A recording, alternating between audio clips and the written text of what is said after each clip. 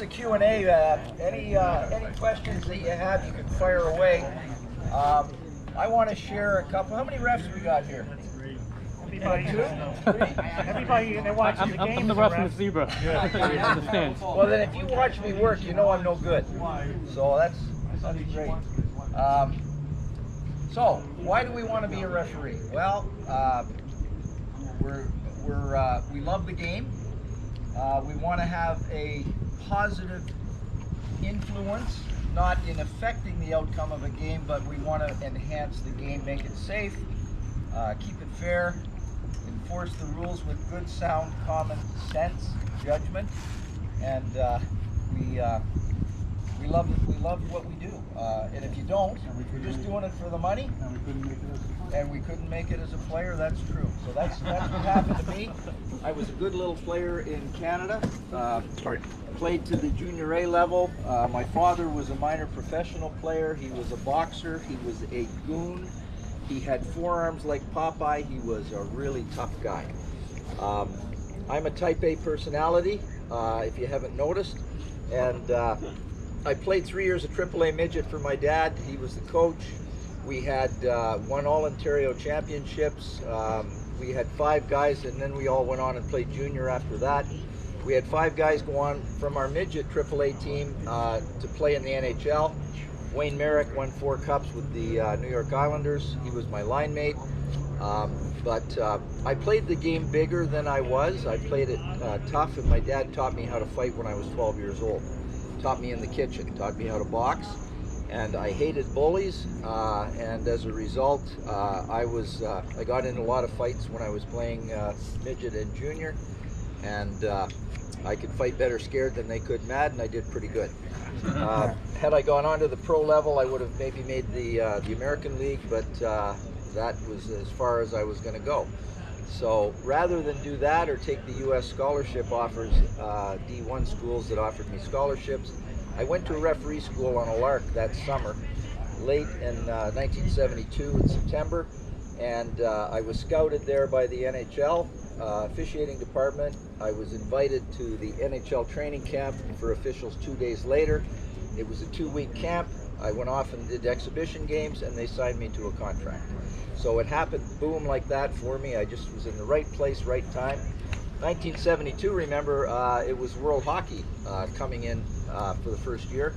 And so there were job opportunities, and as I say, right place, right time.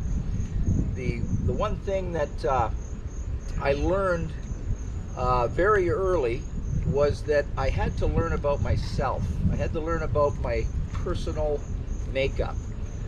And while the things that allowed me to compete with the big guys as a player also was going to cause me to fail as a referee.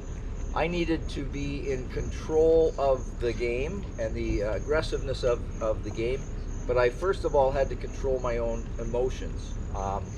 And that I learned rather quickly.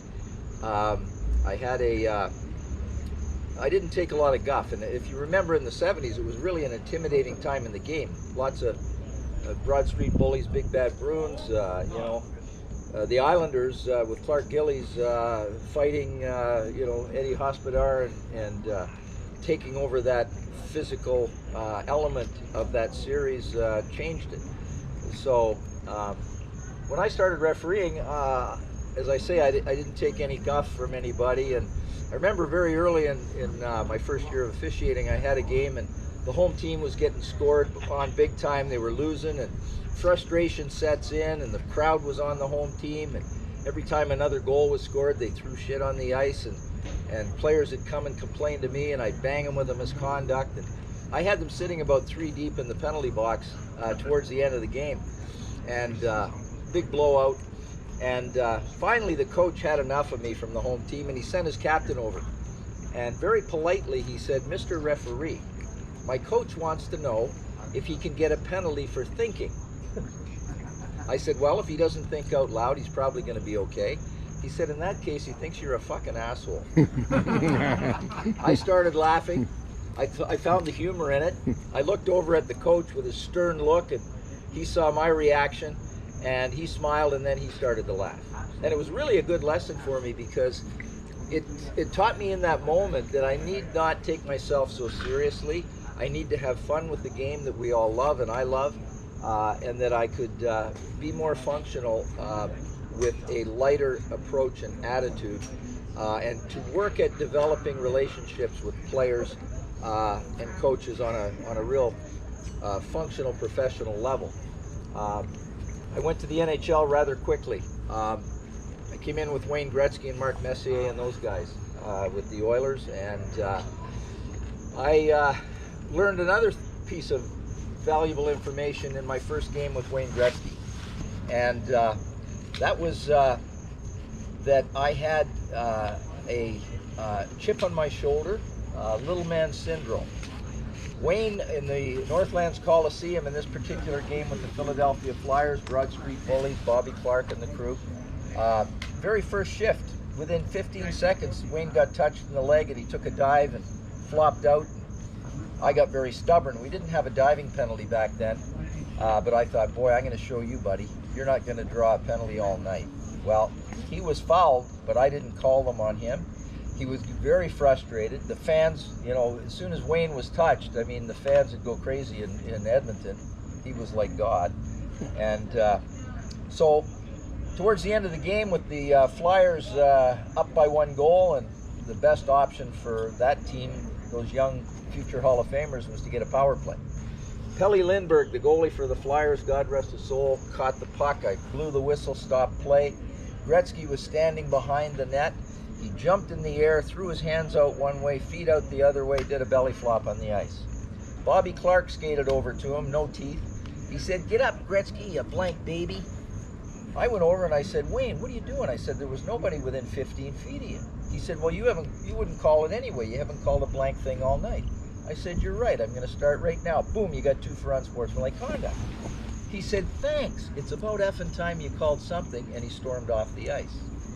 Now, one thing that I did throughout my entire career is I replayed the game afterwards back in my hotel room. I would think about things that I could have done or should have done better. Well, this one hit me like a board between the eyes. I compromised my integrity, the rules, my employer, the game that I loved, because I was drawn into an emotional battle with the player.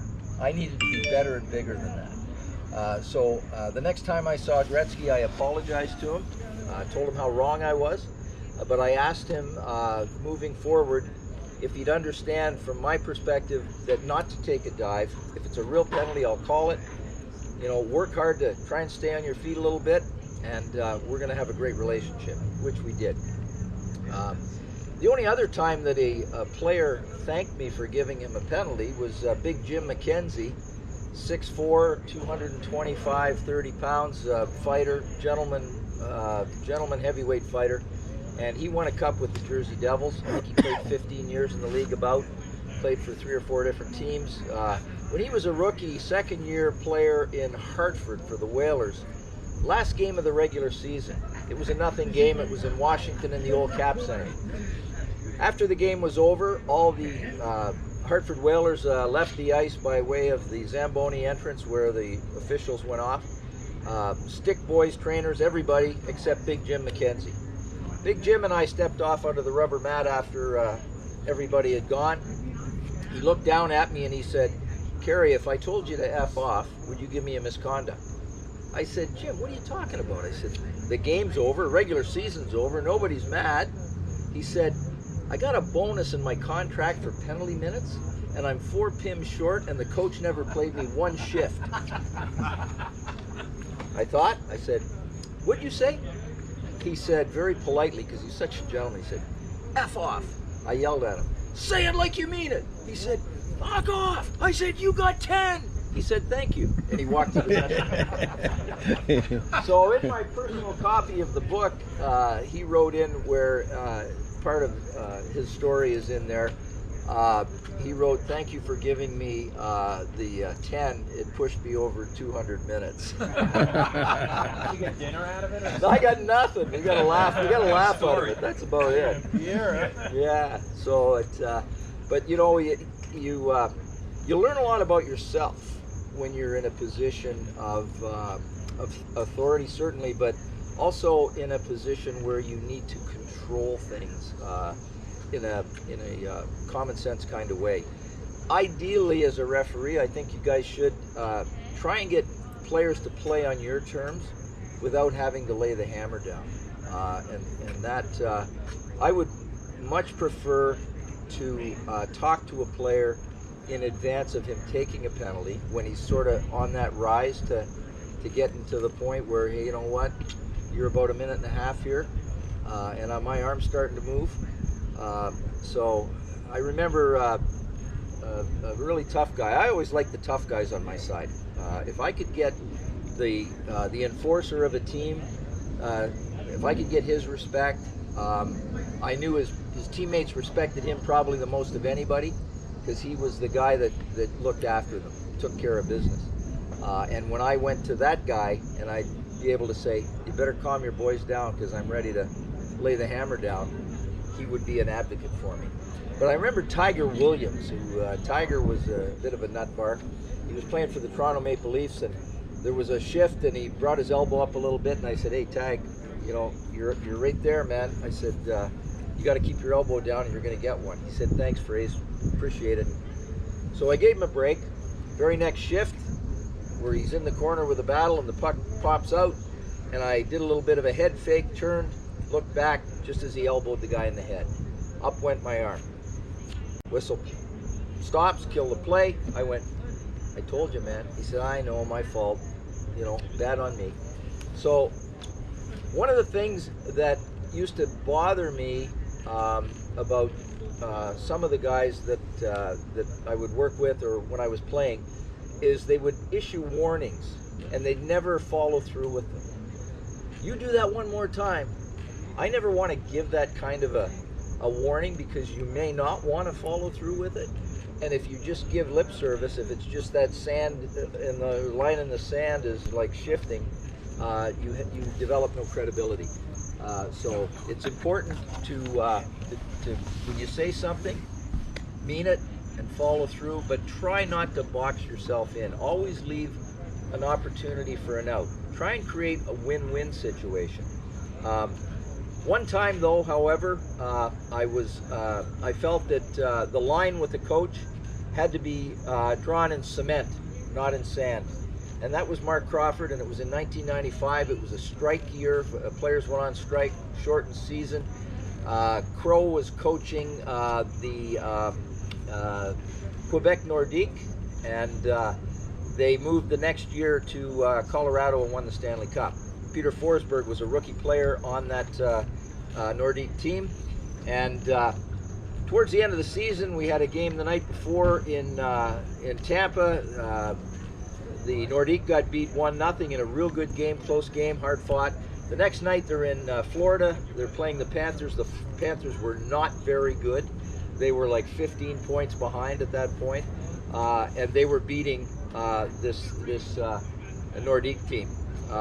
Peter Forsberg took a penalty late in the game with a 1 or 2 goal difference, and Crawford was not wanting to put his players on the ice. 4 guys had to come out. He was holding them back. He wanted me to come over. As a referee, when you go to the coaches or the players bench, you're setting yourself up to have to take some pain and suffering. Because once I put myself in that position, there's no way that I could justify giving a bench penalty no matter what took place, because I went to him. And I knew it, and I was a veteran, and I went and said, Crow, I need 4 guys out here, and I need them now, please. Well, he unloaded on me in the most wicked, foul language. I can't even repeat it. It was despicable. And I listened. The veins are bulging in my neck. The adrenaline's flowing. Sawdust in my mouth. It's the old fight or flight thing. And I said, are you done? He said, yeah, I'm done. I said, I'm going to tell you something. That's the worst dialogue I've ever heard from a coach. Brutal. And I said, undeserved. Not one guy on this bench sitting here believes what you just said. I said, you deserved every penalty you got, and you probably could have got some more, but you and I are going to solve that another day. We'll save it for another day. because I need 4 guys out here and I need them now, please. And I skated to the face-off location and I'm twitching. Game ends like 30 seconds later, and I'm in the referee's room and I'm still, you know, I'm unlaced, but I'm still feeling that energy, negative. Knock on the door, Crawford. I look, he says, got his head down, he says, Kerry, can I have a word? I said, yeah, come on in. Have a beer, sit down. What's up?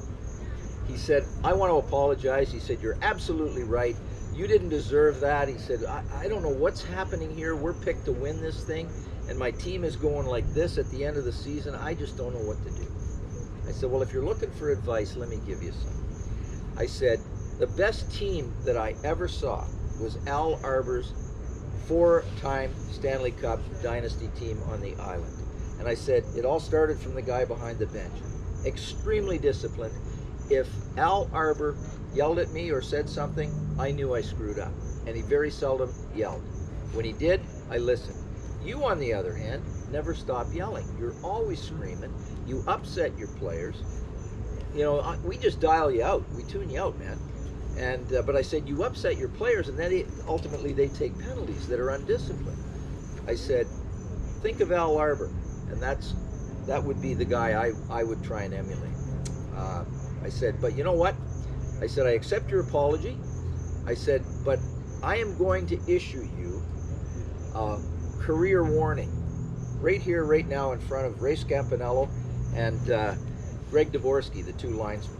They're going to be my witness. I said, what that means, Crow, is if you ever yell or swear at me off the bench again, you are going to get a bench penalty.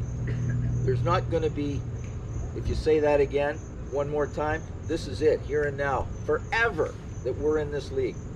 Do you accept it? He said, yep. I said, good. Shook. Let's have a beer. Toast. Boom. Done. They moved to Colorado the next year, about the same time of the season. They're playing in Anaheim. And Claude Lemieux is now playing for Colorado.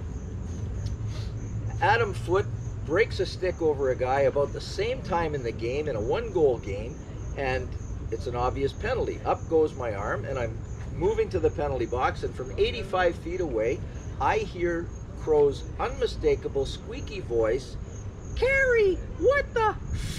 That's all he got out. Boom! I T-boned him from 85 feet. He just dropped his head. He knew. Claude Lemieux came to me. He said, Kerry, look at the score, the time. Just give us 1 penalty. Don't give us 2 penalties. I said, Pepe, you go tell Crow, Florida. He said, Florida? What the heck are you talking about? He said, we're in Anaheim. I said, you just say Florida. He knows exactly what happened. And that from that moment on, throughout our time together in the league, never heard another squeak out of him. If he started to raise his voice, even if he was yelling at my partner and we were in the 2-referee system, I just have to look at him, give him a little, and he knew. Done. Enough. So it's not that I'm suggesting that you need to be a hard ass. What I'm saying is that when there is a line, when there's time to take control of things, you need to make sure that you clearly define the parameters that the players can play in. Anybody remember Sean Avery when he did the stick dance in front of Marty? Okay, I had the next game. It was in Madison Square. He was really rattled because the league had already suspended him for saying that awful thing about Dion Phaneuf's girlfriend that he used to date. He was suspended for that. He was really on a short leash with the league. And they came down pretty hard over the stick dance. So before the puck drop, he came to me and he's all rattled and he's shaking. And if that's my wife, I'll call her later. So he said, "Oh, Kerry, listen, I'm going to be a good boy tonight. I'm not going to cause you any problems, and I want to make sure you know that." I said, "Sean, this is the Stanley Cup playoffs." I said, "Listen, you play your game. You can be really effective if you play your game and you use your head. You know what I expect from you, and you know what'll happen if you cross my line. There's a box over there. It's got your name on it. So just come to play, do what you do, and I'll do what I do." Oh, thanks, man. I was really worried. I thought I was going to get, thought we were going to be targeting him. So that and as difficult as Sean Avery could be, again, it's about trying to develop the relationship and have those parameters where he knows where he can go and with whom. So I think it's a tip. There were times when I, players would come up and say, "Oh, you blew that call," and if in my heart I kind of had a second thought that maybe it was I didn't nail that one, I'd be honest. I'd say, you know what? I think maybe you're right. I think I might have missed it or I blew it. And the very next thing out of a player's mouth is going to be, "You owe me one." I don't go for the makeup stuff. I would say immediately, "Listen, 2 wrongs don't make a right. Please do me a favor and kill this sucker off." And there were many, many times when I was standing on that goal line and I was saying a prayer, "Come on, Lord, make sure that puck doesn't go in the net." And typically he wasn't listening to me. But you can't. Respect from him. That's right. Well, you know what? You can't. You hit the nail on the head, because your credibility goes out the window when guys say, "Oh, yeah, he's going to make that up," And when you do call a second cheapo, I mean, who are you fooling? And then the announcers inevitably are saying, "Oh, that's a makeup call." So boom, you're damned when you do it. So you're better to take the high road, take the strong approach. But do you feel you got more respect from the player by admitting it? Oh, absolutely. Al Arbor was just amazing, and he was like father, father figure to his players, and certainly I felt that way. And I had a game they were really a disciplined team. And I had a game in Chicago in the old stadium. It was an afternoon game, and I absolutely wasn't ready to start that game. I didn't show up. The alarm clock hadn't gone off yet. And I had this disciplined team of the Islanders down 3 guys right off the bat. Al was waiting to put his guys out on the ice. I went to the face-off location. I had 2 in the box, and the 3rd guy went in on a delay. Al standing there at the bench with his hands on his hips. He yelled, "Kerry, get over here!" Skated over. I looked up, and there's Al, and he's standing there. He said, "What the hell are you doing?" I said, "I don't know, Al. I'm really sucking right now." He said, "I don't know what's going on." I looked up, and he's got his lips pursed, and he said, "Well, get out there and try harder." I said, "Okay, Al." It was like your dad giving you a lecture. But it woke me up. It was a wake-up call, and there's going to be times when, as a player or as an official, you're just not going to start right. You aren't prepared mentally, physically, whatever. But you know what? There's no excuse, because I don't want to wait till the end of the game and say, "Yeah, you know what? I really sucked tonight." I want to try and do everything I can to pull myself out of it. There were times when I would actually do play-by-play in my head with watching, aware, pucks here, pucks there, watch the guy up there. So I would be verbalizing in my own head what I needed to be aware of to make sure that I was focused and on target. If you make a mistake, and we all do, don't hold on to it, because when it gets stuck here, you're going to miss the next one or the next one, and then it's a battle uphill. Oftentimes people ask me, how is it that the playoffs are officiated different? Well, the game's played differently for sure. It's more intense, more aggressive, but the pressure on not only the players but the officials, the expectation on them is more of, let the players decide the outcome of the game. I personally never subscribe to that. So you're saying about the playoffs? The playoffs are more intense, and what happens is not just the officials feel like they have to manage the game differently. It's because their superiors will succumb to pressure from the general managers, sometimes ownership of a team, that complain about a penalty called, and if it's late in the game and it ends up, if a goal is scored on it that ends the game, it becomes a bad call, even if it was a good call. So if the official that made a gutsy, ballsy right call, and he could be the victim of that call because it ultimately changed the complexion of a game, even though it might be the right one, he might get dropped from the playoffs. He might, then all of a sudden, the other officials see that and they go, oh, geez, I don't want to, that's not going to be me. I don't want to have to make that call. I remember a few years ago, Kelly Sutherland, I had been retired, so it's probably about 2011 and the game is in San Jose and Vancouver are playing game 7, and Kelly called a interference penalty that the guy was knocked right off his feet. It was a great call. I mean, the puck was 8 to 10 feet away, and Tommy Wengels from San Jose got freaking blindsided, knocked into the boards with the puck 10 feet away, and he was going to pursue it. Vancouver penalty. Kelly called it from the neutral zone at the blue line. I thought it was a great call. Ballsy, but right. Well, they score on the power play, end of the series, overtime, game 7. That was a nutcracker call, and he got dropped from the playoffs, and he'd done the finals previously. It had happened to me too. It had happened to me in '87 when I made that disallowed Alain Côté goal in the Battle of Quebec with Montreal and the Nordiques in game 5. I was rated #1 in the season. I had done 7, already 2 previous years, Stanley Cup Finals. Done 7 out of 7 games in round 1. I did 5 out of that. This was the 5th game of the second round, and with 3 minutes left, I disallowed Côté's goal in a tie game that obviously, the Quebec Nordiques did not like, and they were in shock. And the very next face-off, Guy Carbonneau wins the face-off. It goes over to Kirk Muller. They break up the ice. On the right side is Ryan Walter. Pass to Walter. In the net, game over. Not only was that game over, that was playoff over for me.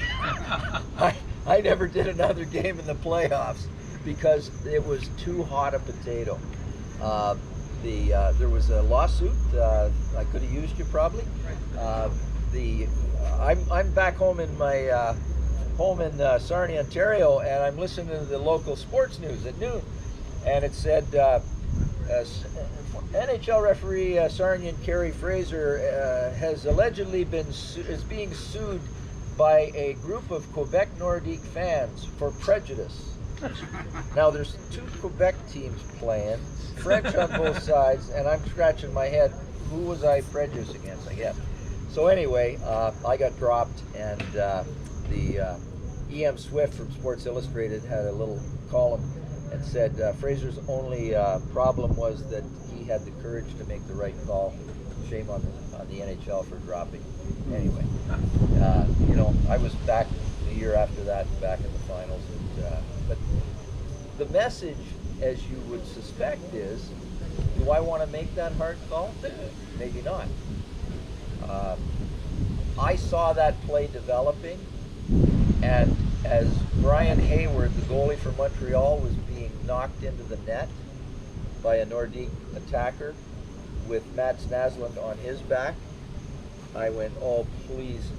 Côté came down the wing into the slot. He had an open net. I went, oh no, don't score, don't score. I knew I was going to go like this if the puck went in the net, and sure enough, I knew I'd be dead right, and I was. Boom, in the net, and as they're celebrating, I'm into the picture waving it off. So again, as officials, we need to be courageous. We need to exercise good judgment, but we have to be able to look ourselves in the mirror at the end of the game and make sure that we can see ourselves and not a ghost. So Kerry, that's just out of curiosity, so with replay now, yeah. So you make the call and then you get the review. Yeah. Would you have welcomed that? Would you? How do you think about it now and what it does to the game?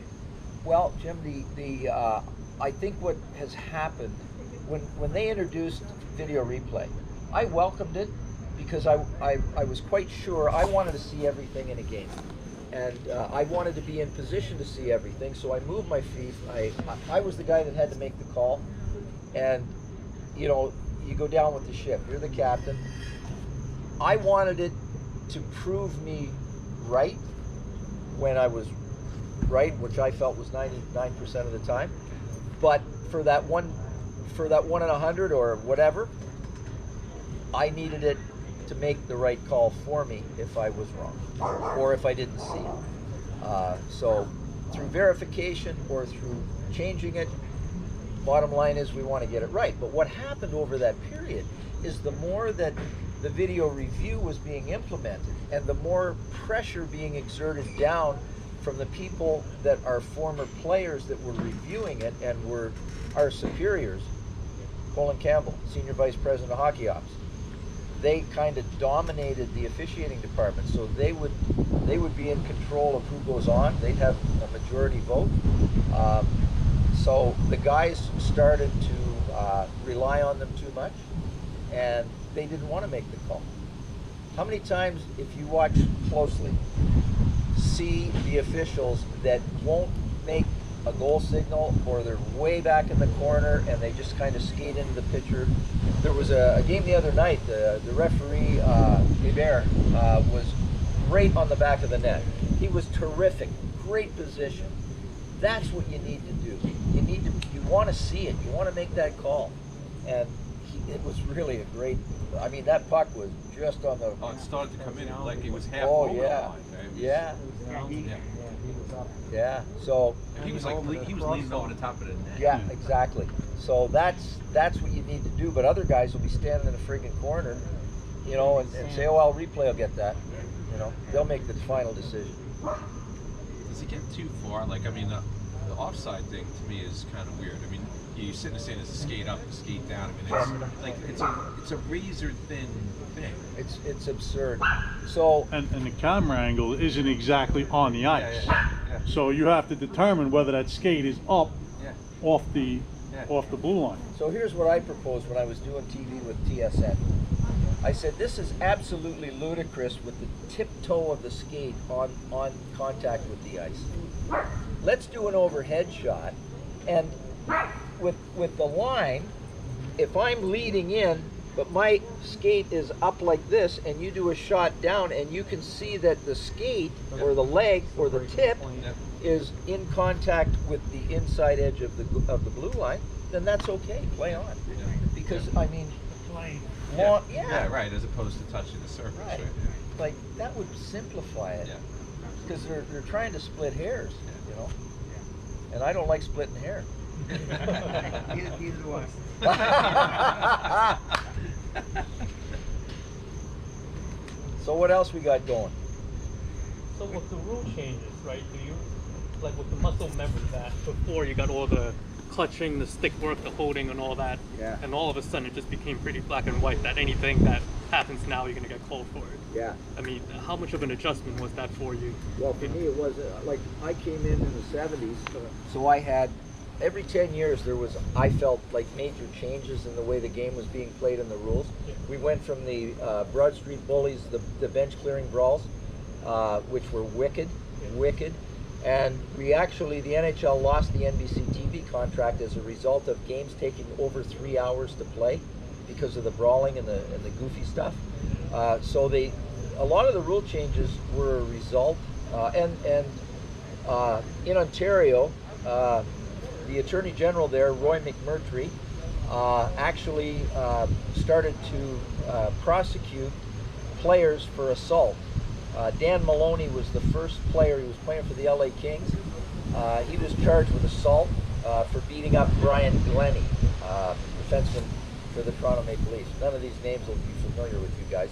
I'm just having flashbacks. A couple of us will. So that forced, the NHL is often more reactive than proactive, I think. They've done some really great stuff, but there's situations where, one, it cost them money because they lost NBC because of the length of the games. They got McMurtry, you know, starting to cause waves. Dino Ciccarelli got arrested for a stick attack on Luke Richardson in Toronto. He was charged, he was prosecuted, and he spent 5 minutes in jail, processed, signed autographs, and left in Toronto. So it forced rule changes. So every 10 years I found that there was some major things. The one that was really, we had stick work that we had to take care of. They went with major penalty and game misconduct for cutting a guy, injuring a guy. That was too severe because accidental stick cuts, maybe, to key players, star players, and they get turfed out of the game. The owners went, oh, no, I don't want to lose Dennis Savard or, you know, some guy that's really good because he accidentally cut a guy. So they changed it to a 4-minute penalty, and the guy stays in the game. That was probably a good rule. And then you could always up it if you felt somebody deliberately tried to injure somebody. It's a match. The one that we really didn't get right for a long time was the hooking and the holding, and they called it obstruction. And the reason for that is because every year in the summer, when the general managers sit around the table, they all agree. And then when they implement something like severe like this, if you hook a guy and he doesn't have the puck, it's a penalty. Well, then when it happens to them, and we lay the hammer down in the preseason, now we go into the regular season, and the guys start calling them the way we were instructed, well, the GMs would get pissed off and say, no, that's not what we meant. We didn't mean that. Then it becomes, in a 30-team league, it was a 29, team rule. It doesn't apply to me. So we knew, and the players knew it. They used to say, like, you're going to get back to normal in 3 weeks. Whatever, we don't care. And that was true. And then finally, when we came back from the first lockout in 2005, and that competition committee was put together, Brendan Shanahan was the orchestrator of it as a player. That really made a difference because we got a buy-in from all the factions of the game. Owners, NHLPA, the league supported it, and the officials did. So that was, there was a curve there, a learning curve, and we weren't going to back off, and we didn't, because of everybody accepted it. And there were players that couldn't play. Brad Marsh, you mentioned earlier. Marshy couldn't play in that game because he's too slow. He was like the octopus, clutch and grab, and so with speed and not being able to hold guys up on a forecheck, you had to be quick, or you're gonna get a lot of D-men got planted into the boards as a result anyway.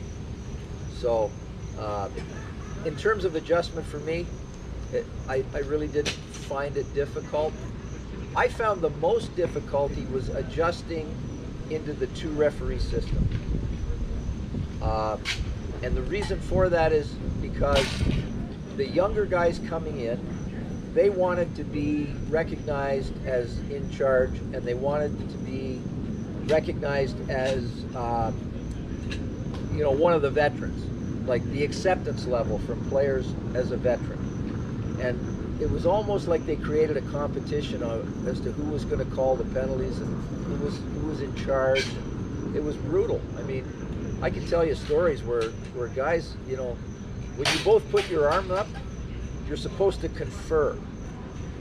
Penalties tend to happen in one guy's area of coverage more than the other.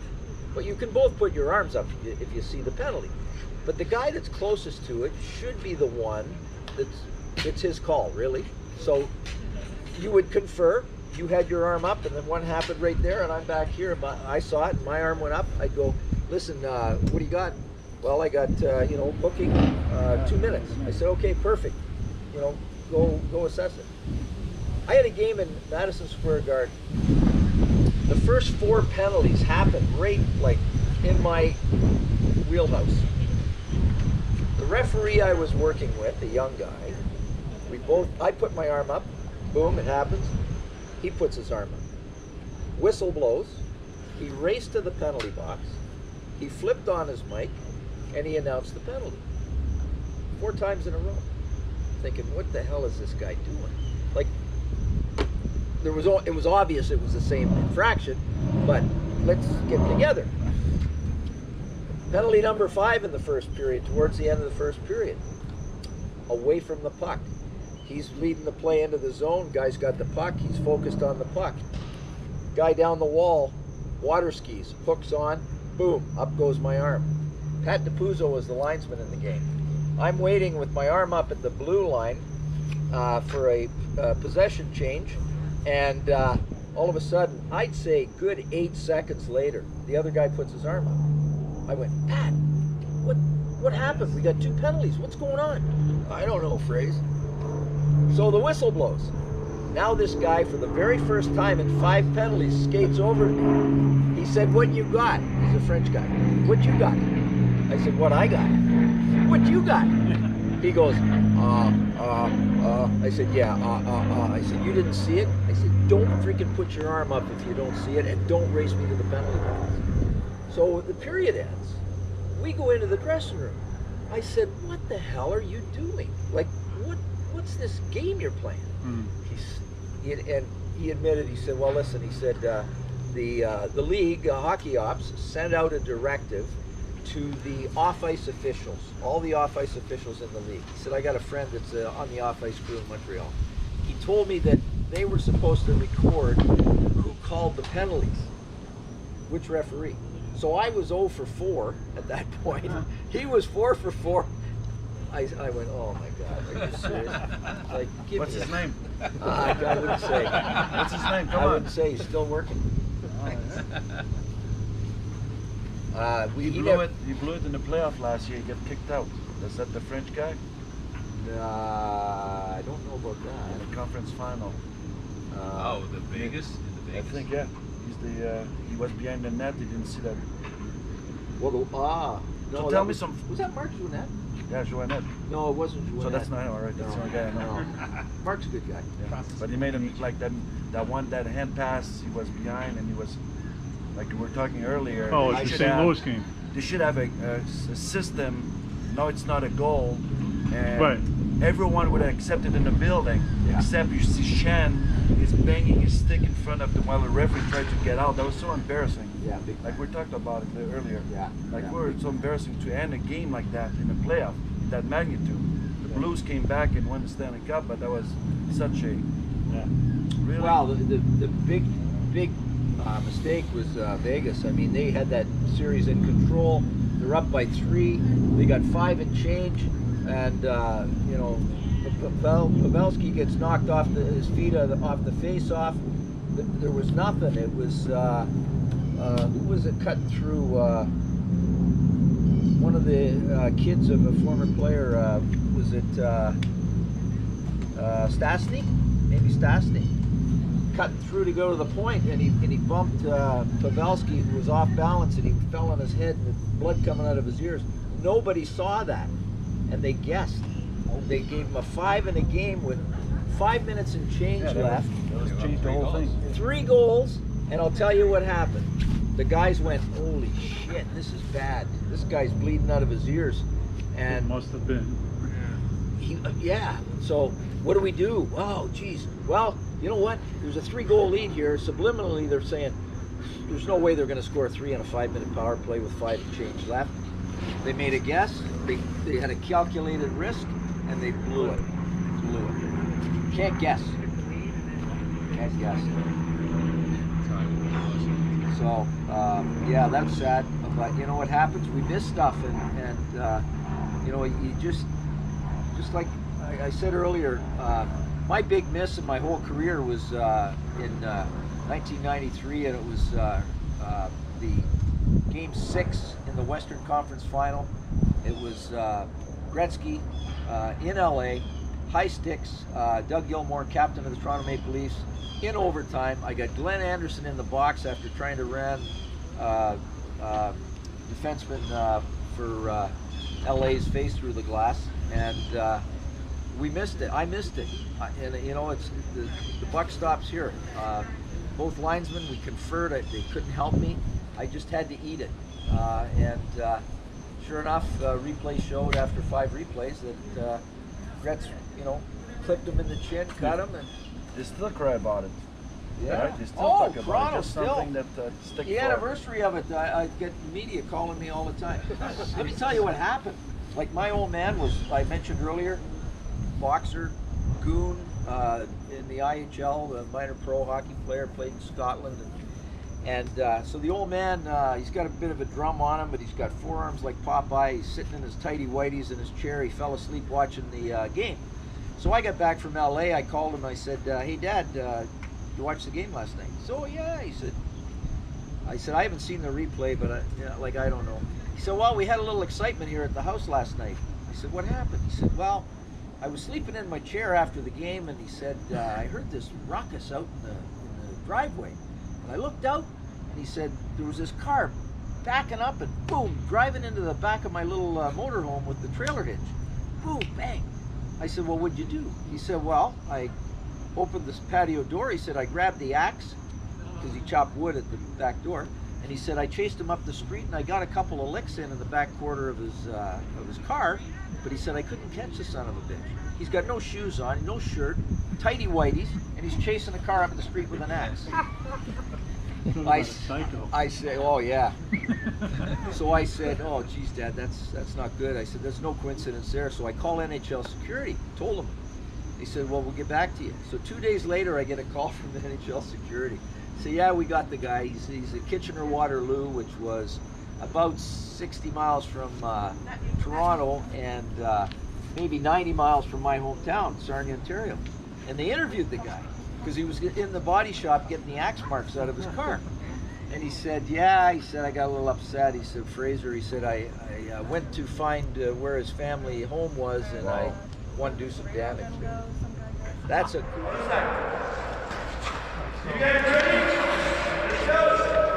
Like, if my old man had got him, it's over. Quebec, Montreal, Quebec, the Alain Côté disallowed goal. Okay, so That was bullshit. Spoken like a true Quebecer. So I go back into Quebec about 2 years later, and it's in February, and Steph will tell you, it was so, like, February, it's freezing cold, the parking lot's frozen, and they allowed the fans to stand inside the back door where players would pass through and they would get autographs. So I've got Wayne Bonney, the linesman, the other guy, I don't know where he went, but it's just the two of us walking out. We had horrible security there. He buggered off at the end of the second period. And we're walking out, and 5 guys are standing in there, and one guy said, "There's Fraser, let's get him." Now, we go out the door, and I said to Buckwheat, I said, "Let's go, hurry up, let's get to the car."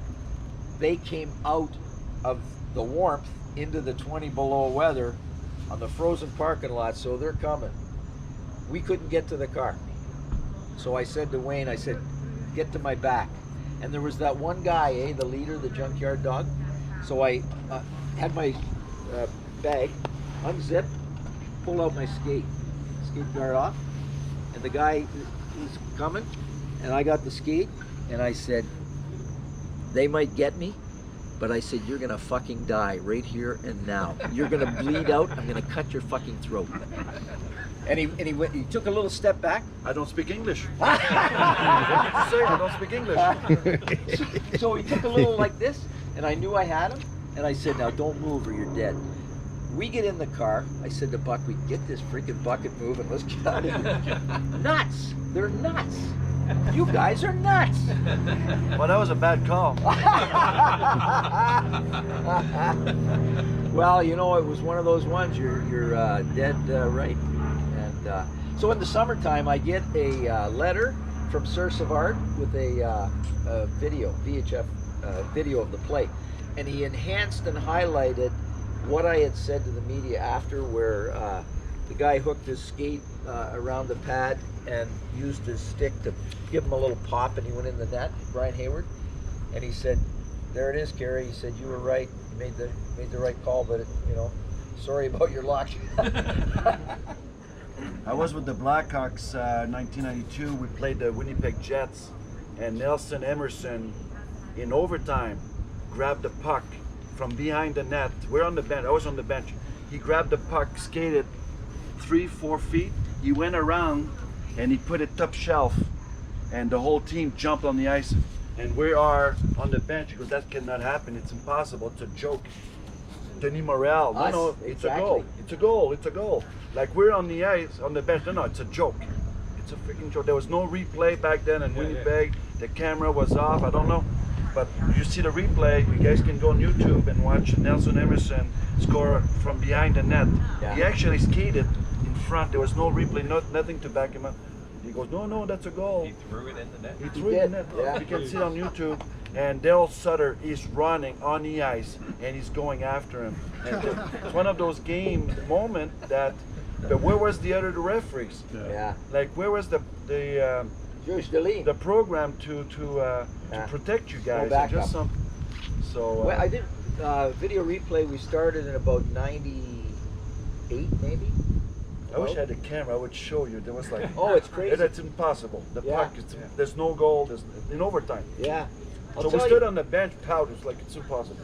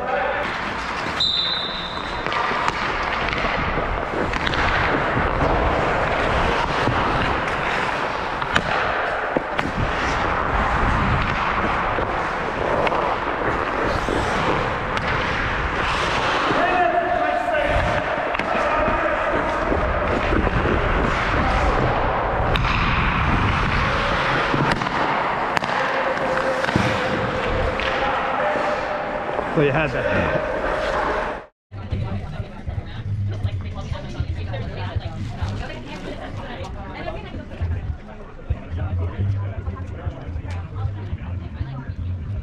So, hurry. Sorry.